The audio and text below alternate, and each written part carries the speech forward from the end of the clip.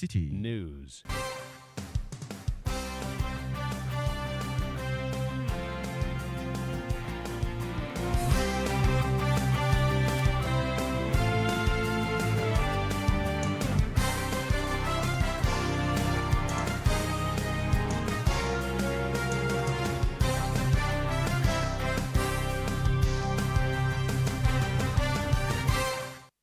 This is the Election Bureau. Hello and welcome to Citi Prime News. The news is live from our studios at Adabraka in Accra. My name is Zoe Abube-Eduardo. Coming up, NDC presidential candidate John Dramani Mahama demands immediate bail of protesters remanded in police and prison custody, describing the act as an abuse of their rights. Still on this matter, Amnesty International demands investigation of protester manhandling by police during the recent Democracy Hub demonstration against illegal mining. I think it's important to do an investigation because that would also give us a basis on how we get to review the Public Order Act. Also coming up, residents of Kofoediada and other communities within the Yellow Krobo municipality block main roads in demonstration against deplorable conditions. We need the road because our tax money, they are used to sponsor the road. But as at now, we are suffering. So, drivers are paying the road work, everything, but still see the road of the condition of the road. If my people are saying no road, no vote, I will support them. 100% support. Still to come, Mortuary Workers Association of Ghana protest on paid salary arrears and lack of protective equipment as they begin an indefinite strike. Meanwhile, the Fair Wages and Salaries Commission has been meeting with the association. We'll tell you more from that meeting. This bulletin is also live across our partner stations. In the Western region, we're on Adwempa 100.7 FM in Takwa, Beach 105.5 FM in Takrade. In the Bono region, we're on Greener 95.9 FM in Sunyani. Ashanti region, Adwempa 99.9 FM in Nkari. In the Volta region, Heritage 107.3 FM in Hohoi, Freedom 88.1 FM in Sugakope. In the Northern region, we're on Radio Gaki 88.3 FM in Saboba. Upper East, Quality 88.7 FM in Garu, and in the Northeast region, we're on Nobia FM 98.1 in Nalerugu. Across the globe, we are live on citinewsroom.com. Citi Prime News at 12 midday. Update you on all the running stories and connects you to the newsmakers. We're grateful for your time this afternoon. Now, the presidential candidate of the National Democratic Congress, John Dramani Mahama, has described as high-handedness the decision to remand protesters of the Democracy Hub for 2 weeks. In the social media post, Mr. Mahama said the act is an abuse of their rights. He says that there must be a balance between maintaining law and order and protecting the rights and freedoms of citizens. He further indicated that the youth of Ghana have a right to engage in manifestations to protest their future, especially in respect of key issues like the destruction of environment through illegal mining. The former president called for a review of the decision and grant them bail immediately. We'll also stay with this story because Amnesty International Ghana is demanding a full-scale independent investigation into the alleged police manhandling of protesters arrested during the recent Democracy Hub demonstration against illegal mining, also known as Galamsey. The human rights organization fears that the continuous abuse of citizens during protest could stifle the civic space before, during, and after the upcoming general election. Speaking to Citi News, Country Director of Amnesty International Ghana, Genevieve Patterson, called for a review of laws regarding protests in the country to protect the rights of citizens. Is this the time we are living in Ghana that citizens are afraid to just exercise their rights to come out to the streets? What are the security forces doing to ensure that protesters and also non-protesters, because mind you, they were also arrested, are safe during protests? I think it's important to do an investigation because that would also give us a basis on how we get to review the Public Order Act. Because right now, some of them are facing charges, not just under the Public Order Act, but under the Criminal Offences Act. We believe that there are going to be several other protests coming up. How prepared is the formed police unit, for example, for these type of actions coming up? And it shouldn't be seen as power over, but power with the people. The police need to engage with the organizers of protests directly. But unfortunately, the Public Order Act, as ambiguous as it is giving us this. And it really shouldn't be this way. And if we are going to take to the streets again, what is going to happen again? Are we going to detain protesters as we did last time? So this is the issue we have to really address. This power over, it can't work with protests. It needs to be power with. You heard Genevieve Patterson, who is the country director of Amnesty International Ghana. Let's still stay a while on this story. The Ghana Center for Democratic Development, CDD Ghana, has strongly condemned the remand of about 40 protesters from the Democracy Hub into police and prison custody. This follows a ruling by Accra Circuit Court on Tuesday, September 24, where the protesters were charged with conspiracy to commit crime, specifically unlawful assembly. In a press statement issued on September 26, the CDD Ghana described the remand as a gross abuse of power, asserting that the police could have handled the situation with more restraint and respect for the protesters' rights. The organization criticized the police for their excessive use of force and brutality against citizens who were simply exercising their constitutional right to protest. Furthermore, CDD Ghana condemned the decision of the police to publicly release the full list of those arrested, arguing that this action further undermined the integrity of the protest. The brief of what we have put out is that CDD is not happy, as our release indicates.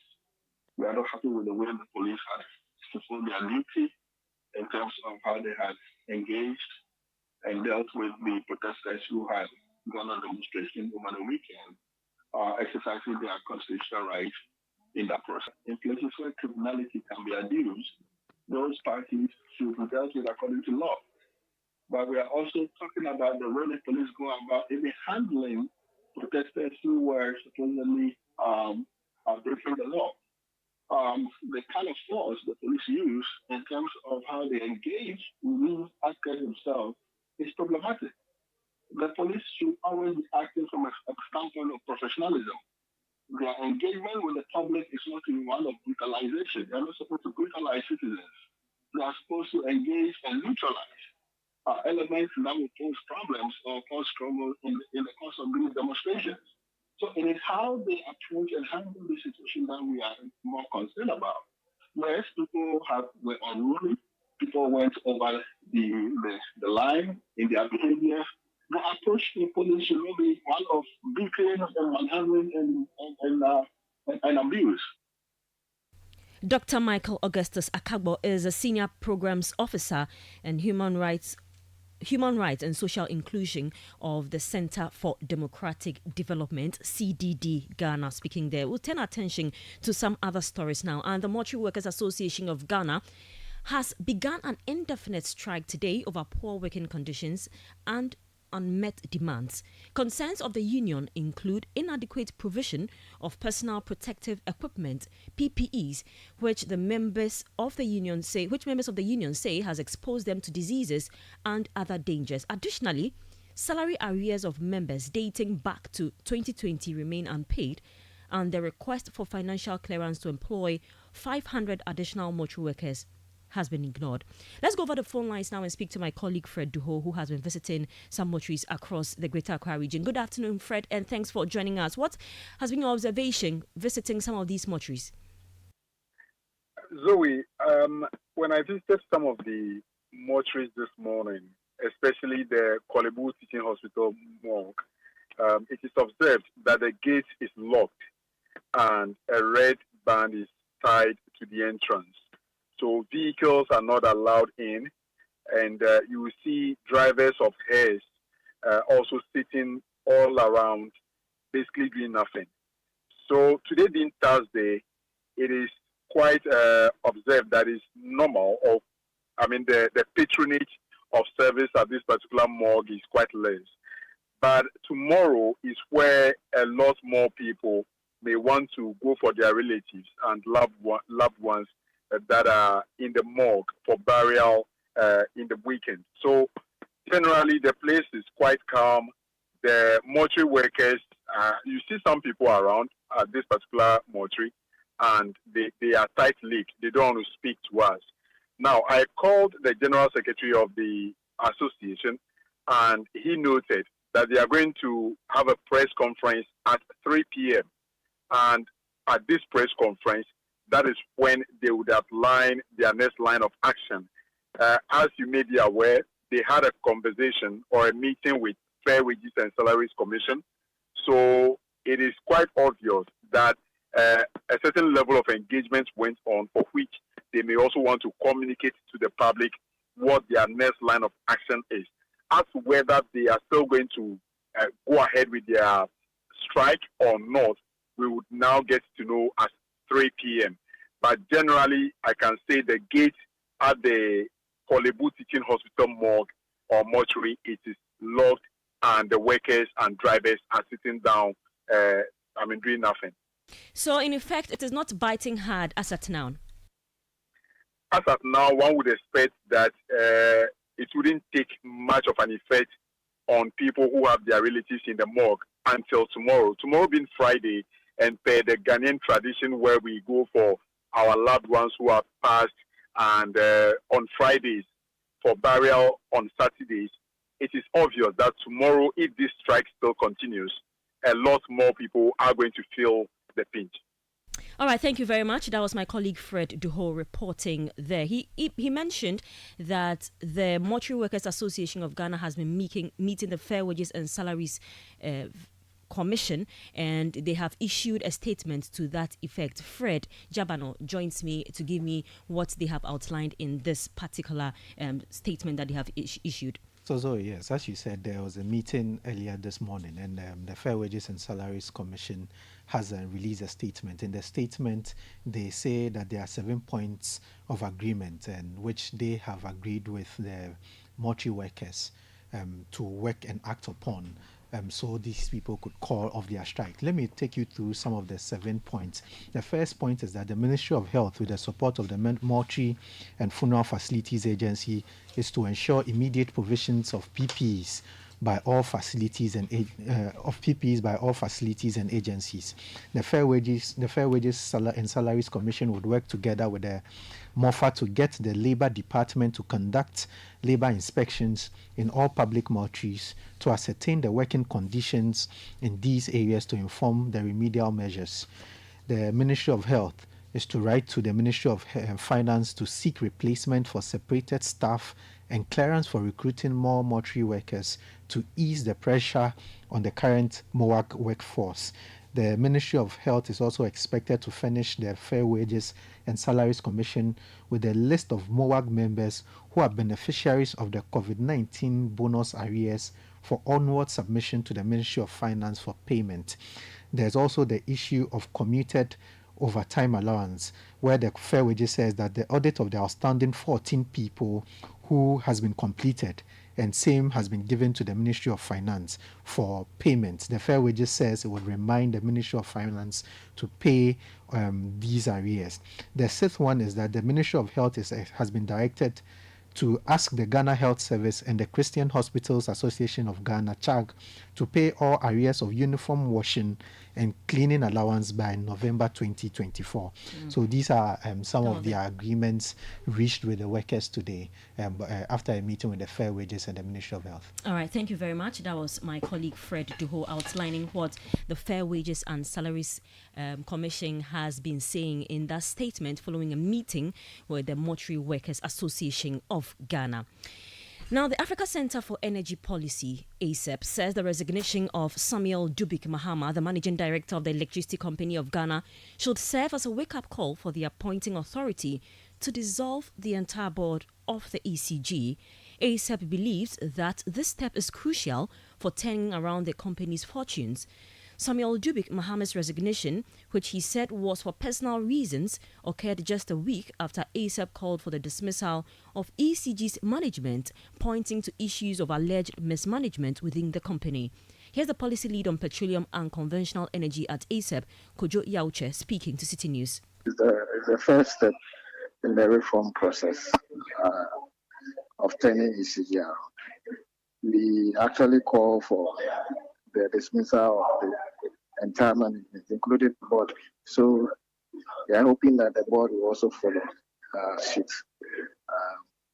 And that will give us the opportunity to really bring in a new set of people or entities that we can clearly give benchmarks on performance to, for them to be able to turn the company around, fix the collection problems, fix the power theft issues that are plaguing the company, and all the inefficiencies, reduce the losses significantly.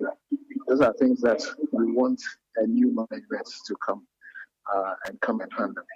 Given that they also pretended over the inefficiencies, if the top man is gone, they should all follow. The appointing authorities see lessons from the resignation of the CEO to be able to dissolve the board and reconstitute a proper one that would fix the problem. Policy lead on petroleum and conventional energy at the African Center for Energy Policy, ACEP, Kojo Yauche. You're still listening to Citi Prime News. My name is Zoe Abubedu Ado. Still ahead in this bulletin, residents of Koforidua and other communities within Yilokrobo block Main Road in demonstration against deplorable conditions. Please stay tuned. We'll bring you the details shortly. Citi Prime News at 12 midday. Update you on all the running stories and connects you to the newsmakers. Get ready for the ultimate battle of business minds at the Citi Business Olympics 2024. Join us for a day of intense competition, team building, and networking as companies go head to head in the various challenges to prove their skills and expertise. From traditional sports like seven-a-side football, basketball, sack race, and volleyball to unique challenges like tug of war and arm wrestling, there's no shortage of excitement and adrenaline pumping action. Don't miss out on this exciting event that will test your business acumen and athletic skills on the field. Date Saturday 28th September 2024. Venue Eden Heights Sports Complex, Wager. Time 8 a.m. Call 0558 973 973 for details on how you can participate and showcase your company's talents at the Citi Business Olympics 2024. Get ready to compete, collaborate, and conquer. The Citi Business Olympics 2024 is powered by Channel 1 TV with support from 97.3 Citi FM and proudly sponsored by Beaver Beverages, Blue Jeans Energy Drink, Bethel Logistics, experts in shipping logistics, and Losati Lozenges from Unicom Chemist Limited.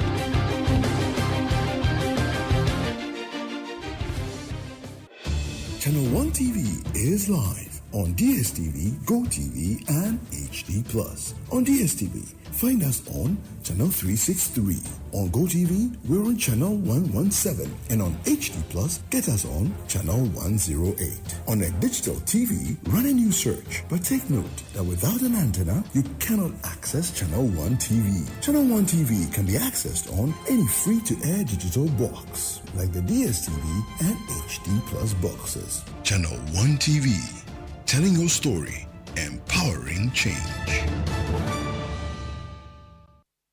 Citi Prime News at 12 midday. Updates you on all the running stories and connects you to the newsmakers. This is the Election Bureau. Welcome back to the Citi Prime News. Let's bring you some more stories now. There was a standoff between personnel of the counter-terrorism unit of the Ghana Police Service and residents of Koforidua Magazine, Abuabo, Wawase and Nkrakan in the eastern region following the blocking of the main Koforidua to Nkrakan road by residents. They were protesting the deplorable nature of the road. Residents of the communities in the Yilokrobo and the New Druabing South municipalities were clad in red and black attires, blocking the road with tires, logs, and wooden boxes, among others, to prevent vehicular movement on the stretch. Some of the demonstrators who spoke to Citi News' Neil Ni Amate Kanako indicated that they will not take part in this year's election if the Koforidua to Nkrakan road is not fixed. Meanwhile, 4 assembly members from Adan to Abuabo, Magazine, and Nkrakan, who led the demonstration, together with the Edukrom Akwedum chief, Nana Esiedu Odro, issued a 2-week ultimatum to government to ensure that the contractor returns to site. You see the condition of the road. We are suffering about the dust. So today, youth from Nkraken, Uhunya, Apeswa, Magazine, Ada, everywhere, we are on the street to demonstrate to the contractor. We want to tell the contractor we are suffering. We are begging the contractor. We give just 2 weeks to the contractor to come to the site to do the work for us. While school children are suffering, you see, we have some provinces stores at behind the roads because of the dust. They closed all the stores. So we are pleading to the contractor, and then the government, they should come out to our aid. This is a major road. It's a major road. From here to Kota region, from here to Kumase, from here to Somanya, Akosomo, and the rest. So we are suffering. Your people are shouting no road, no vote. Yeah. To me, if it can happen that way, I will be happy. Because we are part of we are in the country, and we need the road because our tax money, they are used to sponsor the road. But as at now, we are suffering. So drivers are paying the road work, everything, but still see the condition of the road. So we are pleading to the government. If my people are saying no road, no vote, I will support them. 100% support. So you heard that some assembly members from Koforidua, Adan, Boabo, Magazine and Nkrakan communities in the Eastern region speaking to Neil Ni Amate Kanako, who is our Eastern regional correspondent. He's joined us on the phone lines for more on this. Good afternoon, Neil. What more can you report from that protest? We understand that there was a misunderstanding between the police and the residents. How was that resolved? Yes, so the issue that came about was per the letter the concerned residents sent to the police for permits to engage in the demonstration. They never indicated parts where they are going to block the road, but it came to light that they blocked sections of the road which prevented vehicular movement, a situation which caused caused chaos on that particular stretch, because today happens to be the market day for Koforidua proper and then in Nkrakan market as well. So that situation resulted in gridlock on that particular stretch. The Eastern Regional Operations Commander of the Ghana Police Service had a thorough time convincing leaders of this particular demonstration to bring to the attention of their members to move these particular blockades on the road. So that was where the standoff came. But eventually it was resolved, and then they removed the blockade, which allowed free flow of vehicular movement. After that, they then ended up at the leadership ended up at the Eastern Regional Coordinating Council, where they presented a petition to the coordinating director. The Eastern Regional Minister said Kwame Champon, in his absence, was not able to receive the petition, so the coordinating director received the petition. He also noted the importance of that particular stretch, which happens to be the food basket for the area, because all traders and market women and farmers bring their foodstuffs to Nkrakan from Asesawa, from Akantin, and other neighboring villages. They all bring their foodstuffs to Nkrakan market, which happens to be a major market area for even people in Begro and in other areas who come to buy foodstuffs from that particular section. Now, they have a clear message to government. Their message is no road, no vote. According to them, the construction works was given 4 years ago. At the same period, that particular same stretch, that is from Nkrakan to Somanya Road, was also issued to a foreign contractor, that is General Construction. But the contractor, over 1 year now, has completed his portion of the road, leaving the Koforidua and Nkrakan stretch to Asesawa untouched as we speak now. Now, when it rains, it becomes very difficult for residents to ply that particular stretch, especially drivers as well, who always complain about buying shock absorbers and other vehicle parts. Now, the residents along this particular stretch are also complaining of cardiovascular diseases and other ailment because of the dust emanating from that particular stretch, especially when vehicles ply that stretch.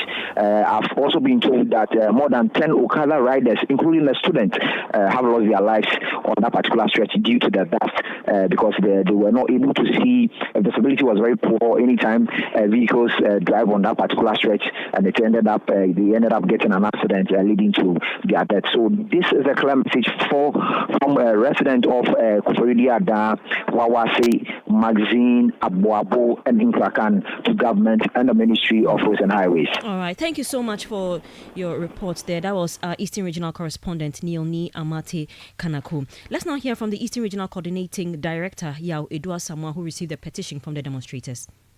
The next step is to let the minister be aware. He is not in town now, but looking at the leadership, the whole chief leading this demonstration means that it's something that is worrying him, is bothering him a lot. So whatever it is for the minister to facilitate for the work to be done, I know when he receives it, he will not sleep on it. The minister will definitely act on their petition. To this contract has been awarded for some time now. Sometimes the delay comes because of payment. But I believe that now that they mentioned that the contractor is even on site, that even last week he watered it. He said that, except that it's not frequent. It means that the work is being done. What needed to be done is to talk to the contractors to speed up the work. You heard the Eastern Regional Coordinating Director Yao Edu Asamoah. Now, the vice presidential candidate of the National Democratic Congress, Professor Nana Jane Opoku-Agyeman, says her party is prepared to tackle the pressing issue of corruption and unemployment, which she says have plagued the country under the leadership of the New Patriotic Party. Speaking to NDC supporters at Eyinase in the Lembele constituency, Professor Opoku-Agyeman highlighted the significance of the NDC's 8th position on the ballot paper for the upcoming elections. The Women's Development Bank is coming. The National Apprenticeship Program is also coming, and the NDC will bring you the big push to create jobs. Mr. Mahama is a hard-working and trusted leader with a solid record of achievements. He builds schools, markets, hospitals, roads, and many other infrastructure projects across the country. And he will do it again when elected.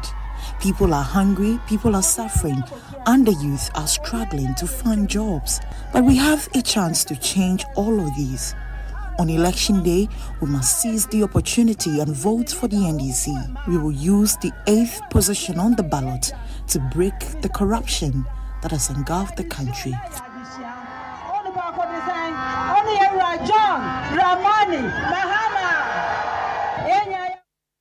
Vice Presidential Candidate of the National Democratic Congress, Professor Nana Jane Opoku-Agyeman. Now, the flag bearer of the New Patriotic Party, Dr. Mahmoud Bawumia, has described as unprecedented his government's support for cocoa farmers.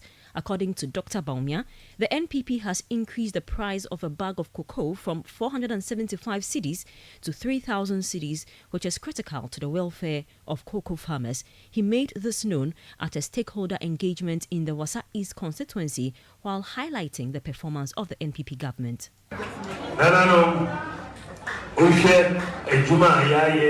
great sector. Cocoa Piafo, bit media dance here, say, and then one bag of cocoa, a pager, I could do $3,000 cedis a bag. Every cedar, hereby, and I 475. We have done a lot in the agricultural sector. Cocoa farmers can testify that a bag of cocoa is now 3,000 cedis when it used to go for 475 cedis. What we have done is unprecedented. We have also invested in digitalization of the economy, which has helped both the poor and the rich. We brought this to address a myriad of problems facing Ghanaians.